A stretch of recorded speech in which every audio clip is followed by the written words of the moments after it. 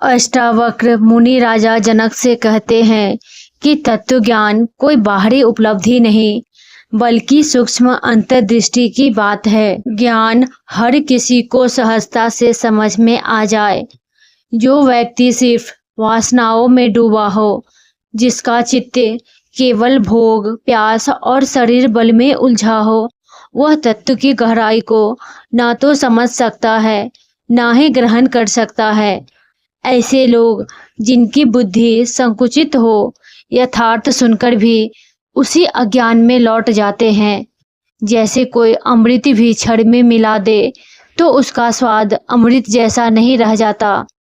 जो यह जान लिया वह स्थिर हो गया, शांत हो गया, क्योंकि अब कुछ भी करना शेष नहीं रह गया। सारे बंधन जो अवशेष थे एक एक करके टूट जाते हैं। अज्ञानी इन बंधनों को अभ्यास से काटना चाहते हैं, लेकिन भूल जाता है कि ये वरदान तो असल में है ही नहीं, ये तो ज्ञान की परछाई है। जब ज्ञान की रोशनी आती है तो परछाई स्वयं विलीन हो जाती है। मोक्ष कोई मंजिल नहीं बल्कि स्वयं में लौटना है। ऐसे समुद्र में तैरने के लिए अभ्यास चाहिए, लेकिन उसमें डूब जाने के लिए नहीं।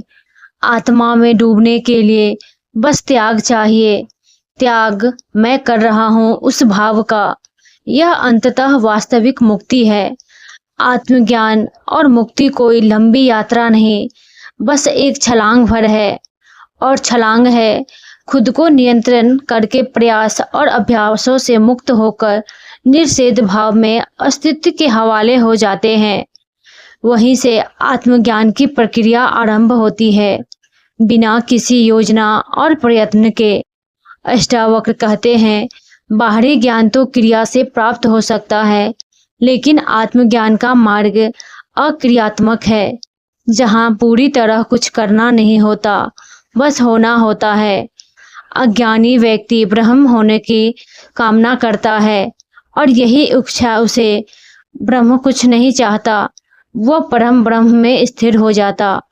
यह एक ऐसा ही है जैसे शेर का बच्चा भेड़ों के झुंड में पलकर अपने आप को भेड़ समझता है, लेकिन जब एक दिन वह अपने ही परछाई में अपनी शक्ल देखता और रक्त का स्वाद लेता है तो उसकी सारी भ्रांति छिन्न भिन्न हो जाती है और भीतर का शेर जाग उठता है। ठीक वैसे ही आत्मा को जानने के लिए कुछ करना नहीं पड़ता, बस अपने आप झूठे भावों और सीमाओं को गिरा देना होता है। यही साक्षी भाव, यही समर्पण आत्मज्ञान की असली चाबी है। आत्मज्ञान के लिए ना तो कोई विशेष अभ्यास चाहिए, ना साधना, ना तप। बस एक बात ज़रूरी है, बस अपने असली स्वरूप को पहचान लेना। जैसे शेर का बच्चा खुद को भेड़ समझ है, भ्रम में जीता है, लेकिन जैसे ही उसे अपने असली रूप का बोध होता है, वह भ्रम उसी क्षण मिट जाता है। उसे कोई अभ्यास नहीं करना पड़ता। शेर कैसे बनते हैं? ठीक उसी तरह जैसे ज्ञानी अपने भ्रम को निश्चयपूर्वक जान लेता है तो उसकी सारी भ्रांतियाँ खुद व खुद विलीन हो जाती और वह जान जाता कि वह भ्रम था, भ्रम है।